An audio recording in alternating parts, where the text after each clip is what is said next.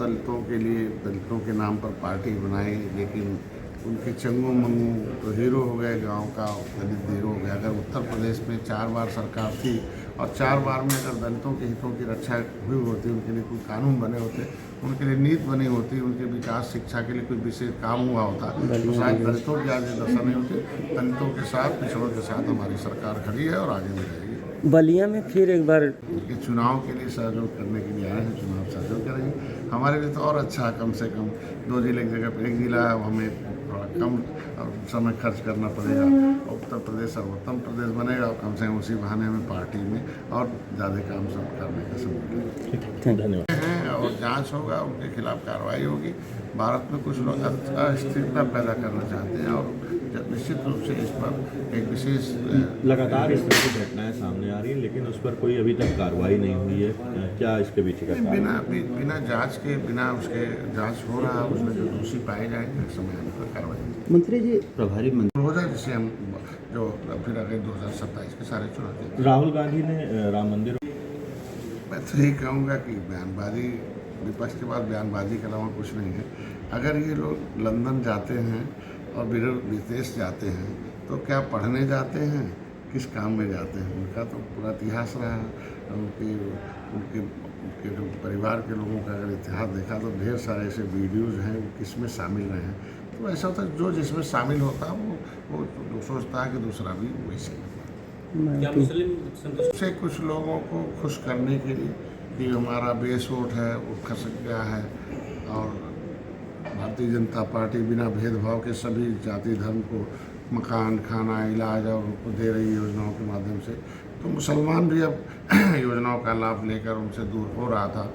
और वो सच्चर कमेटी की रिपोर्ट कहती है कि भाई गरीबी बहुत हो गई, कांग्रेस के सब लोगों ने वोट तो दिया लेकिन बदले नहीं बना। अब दंगा फसाद नहीं हो रहा है, अब उनका झंडा उठाने के लिए तैयार नहीं है मुसलमान, इसलिए मुसलमान खुश हो जाए, इसके लिए तरह तरह का बयान। मायावती ने ट्वीट किया है था दलितों के लिए, दलितों के नाम पर पार्टी बनाई, लेकिन उनके चंगू मंगू तो हीरो हो गए, गांव का दलित हीरो हो गया। अगर उत्तर प्रदेश में 4 बार सरकार थी और 4 बार में अगर दलितों के हितों की रक्षा हुई होती, उनके लिए कोई कानून बने होते, उनके लिए नीति बनी होती, उनके विकास शिक्षा के लिए कोई विशेष काम हुआ होता, तो शायद दलितों की आज ये दशा नहीं होती। दलितों के साथ, पिछड़ों के साथ हमारी सरकार खड़ी है और आगे भी रहेगी। बलिया में फिर एक बार योजना था, पट्टे धारक है।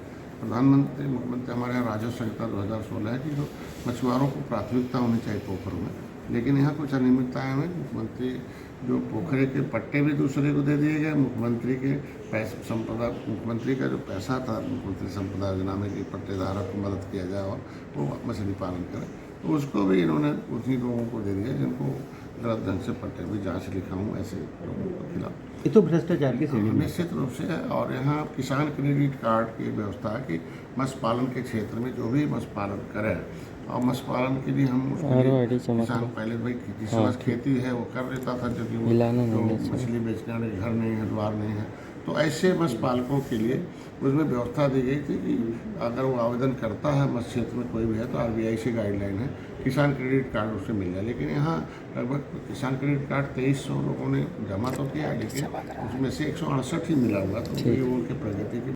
मछुआ दुर्घटना बीमा की एक व्यवस्था दी गई है कि जिससे कि कोई भी मछुआरा बीमा करा लेगा, तो अगर कोई बेसब्री होती है 5 लाख, अगर उसे कहीं उसको अपंग हो जाता तो 2.5 लाख अगर नहीं, लेकिन वो 7,000 में बहुत कम लोगों को बटे हैं, तो अभी निर्देश दिया उनको बंटवा दें।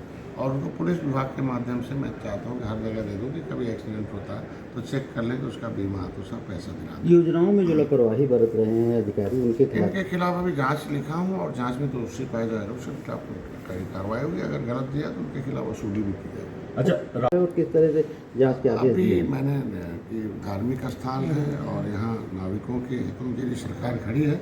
अभी मैंने अधिकारियों को कड़े निर्देश दिए हैं कि वो नाविकों का शोषण न हो, और बल्कि नाविकों के नाव भी हम देते हैं। मुख्यमंत्री निषाद राज बोट योजना में वो अपनी नाव ले लें और चलाए, जैकेट भी दे रहे हैं और उनकी नाव ठीक ढंग से चले, और जो उसके नाविक हैं जो उनका पैसा उचित बनता हो उसको कोई भी उसके अंदर कोई बिचौलिया उनके पैसे पर नाका न डाले, इसके लिए हमने निर्देश दिया है। किस तरह से शोषण हो रहा है? निश्चित रूप से नाविक दिन भर चलाता है और कुछ लोग ऐसे हैं कि जो अपने दबंगई से उसका पैसा ले लेते हैं और वो गरीब आदमी कुछ ही पैसा लेके घर जा पाता है। तो ऐसे लोगों ने, कुछ ऐसे लोग हैं जो विपक्षियों से मिलकर मतलब नाविकों को नाराज कर रहे हैं, चाहे वो अधिकारी हो और चाहे कोई दो चार ऐसे हैं कि जो निषादों को नाराज करके चाहते हैं कि जब निषाद नाराज रहेगा तो सरकार के साथ नहीं रहेगा। इसका